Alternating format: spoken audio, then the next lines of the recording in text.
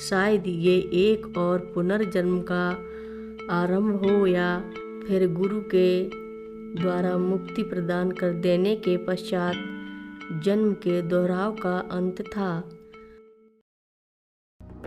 नागेन्द्रहाराय त्रिलोचनाय भस्माङ्गरागाय महेश्वराय नित्याय शुद्धाय दिगम्बराय तस्मै नकाराय नमः शिवाय।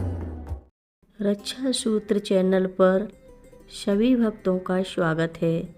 हम सभी भक्तों को महाराज जी की अद्भुत पावन कथाएं सुनाने जा रहे हैं। कृपया सभी भक्त ध्यान से सुने। मैं भागा और कार को पार्क कर के अस्पताल की रिसेप्शन डेस्क पर गया और पता करने की कोशिश की कि इंटेंसिव केयर यूनिट कहाँ है। वे बोले, यहाँ पर हर विभाग का अपना इंटेंसिव केयर यूनिट है।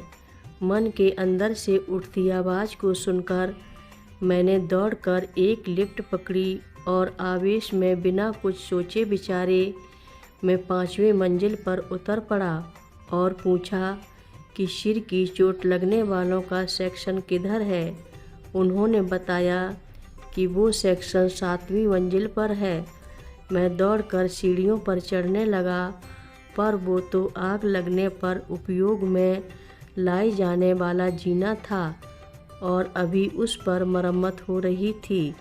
मैं धीरे धीरे चढ़कर 7वीं मंजिल के गलियारे में पहुंच गया और जैसे ही मैंने अपनी नज़र दाईं ओर घुमाई तो देखा कि बेंच पर वीणा बैठी है। बहुत उदास और लटकाए हुए चेहरे को लिए हुए है। हमने एक दूसरे को देखा और हमारे चेहरे खिल उठे। इस वक्त सुबह के 11:50 हुए थे।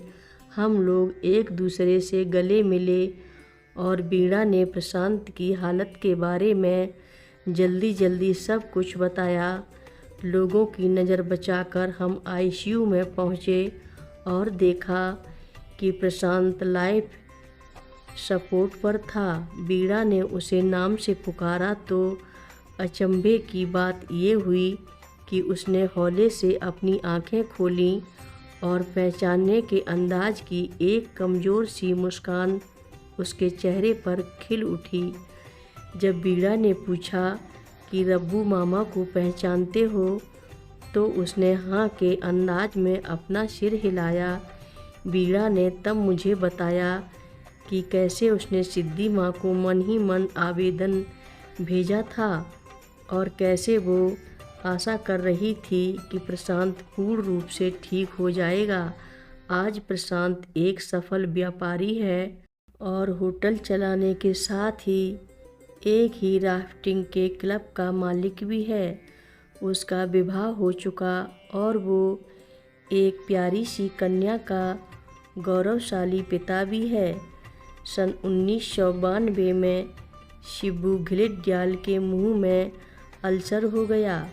आखिर में डॉक्टरों की डायग्नोसिस से साबित हुआ कि उसको जीभ का कैंसर है।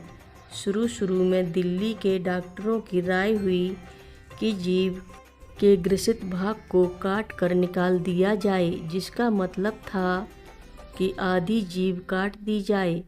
पूरा परिवार एक बार फिर से शोक में डूब गया। मुझे आज भी अच्छी तरह याद है जब शिबू और उसकी पत्नी वीणा वृंदावन में माँ से मिलने के लिए आए थे। माँ ने एक अनुभवी ऑन्कोलॉजिस्ट की तरह जीभ का मुआयना किया और कहा कि अपनी जीभ मत कटवाओ, बल्कि बम्बई के टाटा इंस्टीट्यूट के किसी एक डॉक्टर को दिखाओ। सारी बात का निचोड़ निकला कि शिबू को सलाह दी गई कि वो कीमोथेरेपी कराए और कुछ दवा भी साथ में ले। शिबू को हर 6 महीने के बाद डॉक्टरी मुआयने और अन्य दवाओं के बारे में निर्देश के लिए बम्बई जाना पड़ता था। उसके बाद घबराने वाली कोई नई परेशानी नहीं हुई और उसका जीवन फिर सामान्य रूप से बीतने लगा। 8 साल बाद वो कुछ थोड़ा बेफिक्र सा हो गया और उसने दिल्ली में ही इलाज कराने के बारे में सोच लिया। चीज़ें एक बार फिर से पेचीदा होने लगीं और दिल्ली के डॉक्टरों ने उसकी जीभ काट कर निकाल दी। जब कैंसर बहुत जल्दी से फैलने लगा और शिब्बू की हालत बिगड़ने लगी, अगले 2 साल उसने असह दुख झेला। जब मैंने उसकी हालत के बारे में सुना तो बीड़ा से बात की और वो बुरी तरह से रोने लगी कि मुझसे अब ये सब देखा नहीं जाता और इनके कष्ट का अंत होना चाहिए। बीड़ा बोली कि मैं तो अब बाबा जी से ही प्रार्थना कर रही हूँ कि शिब्बू को उनके कष्ट से मुक्त कर दो। ये कोई 18 जुलाई सन 1908 की बात है, जब गुरु पूर्णिमा के अवसर पर मैं ऋषिकेश गया हुआ था।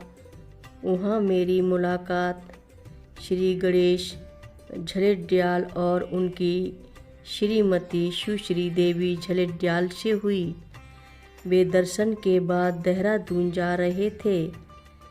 प्रेरणावश मैंने उनके हाथ में एक माला, चंदन का टीका और तुलसी दल देहरादून में बीमार शिब्बू के लिए भेज दिए। दूसरे ही दिन 19 जुलाई 2008 को शिब्बू झलेडियाल ने अपनी आखिरी सांस ले ली और इस प्रकार अंत में अपने कष्ट से मुक्ति पाई।